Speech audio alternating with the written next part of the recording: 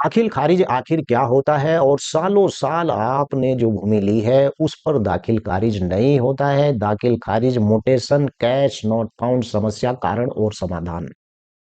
आज की इस वीडियो में हम बात करेंगे केवल केवल मोटेशन। मान लीजिए कि आपने कोई भूमि खरीदी है, खरीदने के बाद भाई आपको पता होगा कि उसमें नाम दाखिल होता है।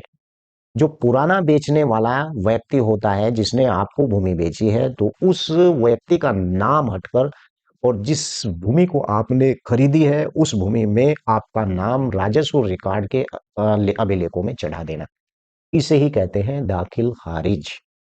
अब आप भूलेख पोर्टल पर अपना दाखिल खारिज स्टेटस चेक कर सकते हैं। जी हाँ, जब से डिजिटल यानी कि प्रक्रिया शुरू हुई है और वहां कैश नॉट फाउंड आता है, जो इसका मतलब है कि आपकी फाइल सिस्टम में प्रोसेस नहीं हो रही है।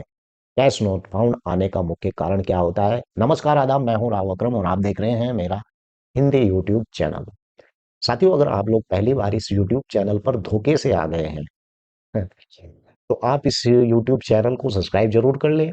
और हाँ, अगर आप पहले से ही मेरे सब्सक्राइबर हो तो वो मेरी आदत को अच्छी तरीके से जानते हैं, तो उन्हें से गुजारिश है कि लाइक जरूर कर लें, क्योंकि जमीन से संबंधित हर एक प्रकार की वीडियो मैं इस यूट्यूब चैनल पर बनाता रहता हूँ। कैश नॉट फाउंड यानी आने का मुख्य कारण क्या होता है, चलिए विस्तार से जान लेते हैं। आज हम बात कर रहे हैं किसकी? बताओ जरा मुझे, लिख कर बताओ एसएमएस में। अगर आपने वीडियो को अभी तक भी लाइक और सब्सक्राइब नहीं किया है तो मैं आगे वीडियो बिल्कुल भी नहीं बनाने वाला हूँ, क्योंकि आप लोग चैनल को सब्सक्राइब नहीं करते, वीडियो को लाइक नहीं करते हैं, और मैं ऐसी अच्छी अच्छी जानकारी आप लोगों तक पहुंचाता रहता हूँ।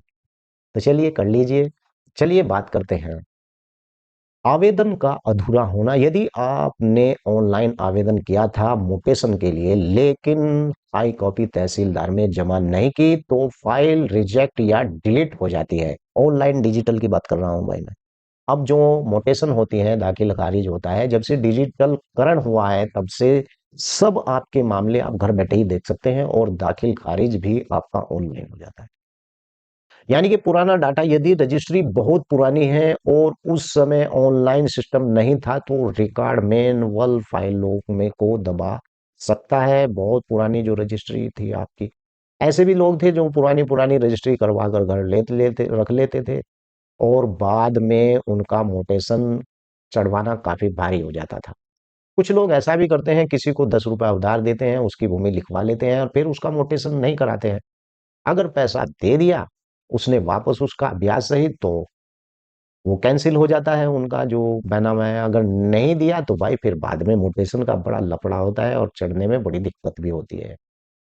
रजिस्ट्रार और तहसीलदार के बीच तालमेल की कमी यही होती है कि रजिस्ट्रार ऑफिस का डेटा तहसीलदार के पास समय पर न पहुंचना और त्रुटिपूर्ण आवेदन, गलत गांठा संख्या या प्लॉट नंबर या गलत मोबाइल नंबर दर्ज होना, इससे भी आपकी मोटेशन यानी कि रुक सकती है। अगर आप देखते हैं ऑनलाइन पर तो आपका कोई रिकॉर्ड वहां नहीं होता है, तो बेहतर है आप जाकर पूछ भी सकते हैं। लेकिन डिजिटल पर अगर ये मामला आपके सामने खड़ा होता है, इससे क्या खतरा हो सकता है? यानी कि दोहरी रजिस्ट्री से पुराना मालिक आपकी जमीन किसी और को दोबारा बेच सकता है, क्योंकि खतौनी में अभी भी उसका नाम दर्ज है। अगर आपका दाखिल खारिज नहीं होता है तो जो पुराना मालिक है उसका राजस्व अभिलेखों में नाम दर्ज होता है, वो वही दूसरे को बेच देगा।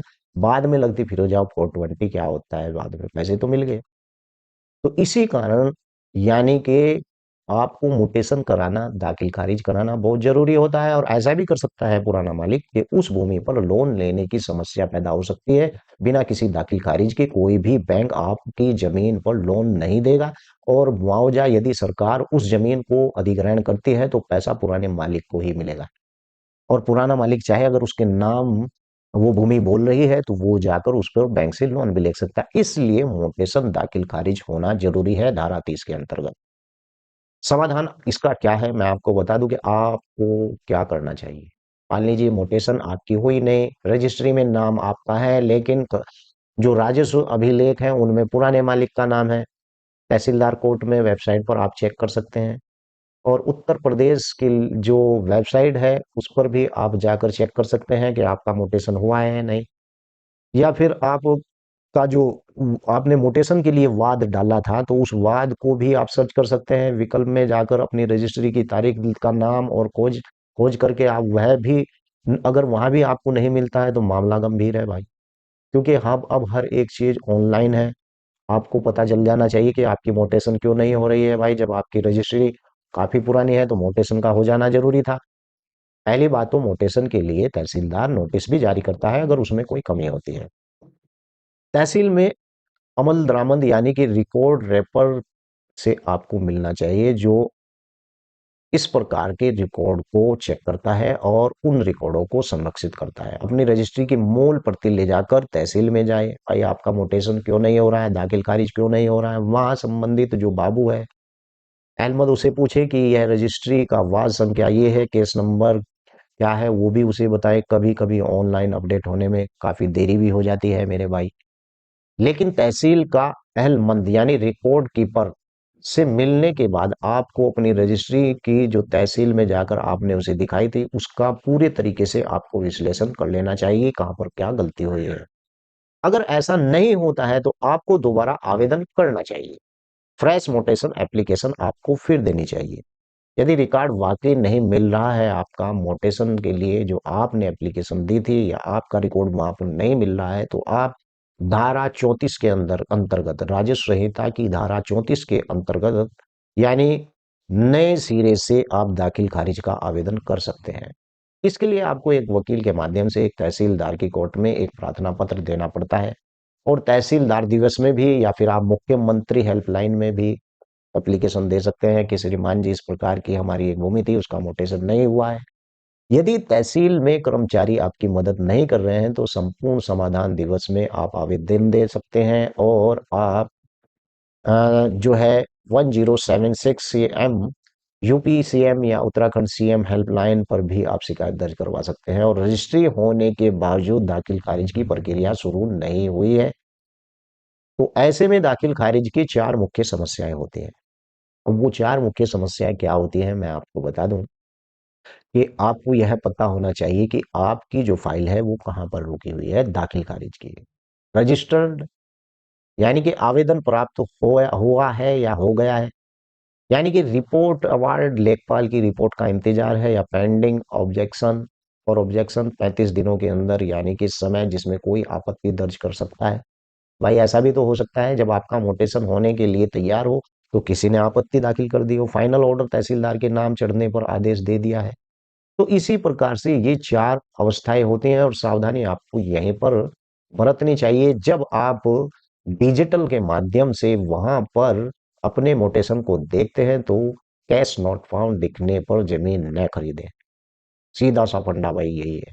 यदि आप कोई प्लॉट खरीद रहे हैं, विक्रेता कहता है कि दाखिल खारिज चल रहा है लेकिन ऑनलाइन कैश नॉट फाउंड आ रहा है, तो यह सौदा बिल्कुल भी आप उस जमीन का ना करें। समझ लीजिए कि वो सरकारी जमीन है, उसका दाखिल खारिज नहीं होगा भाई। अब आप देख लीजिए, और आपको ऐसी धोखाधड़ी से बच जाना चाहिए।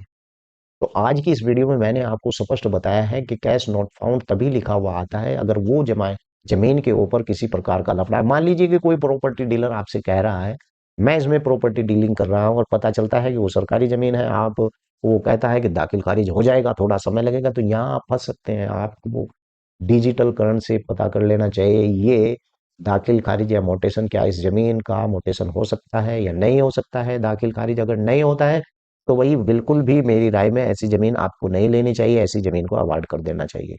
वीडियो कैसी लगी है वीडियो के नीचे लिखकर जरूर बताएं। आपका कोई सवाल है तो मेरे पर व्हाट्सएप नंबर पर आप एसएमएस कर सकते हैं। जय हिंद, जय भारत, खुदा हाफिज।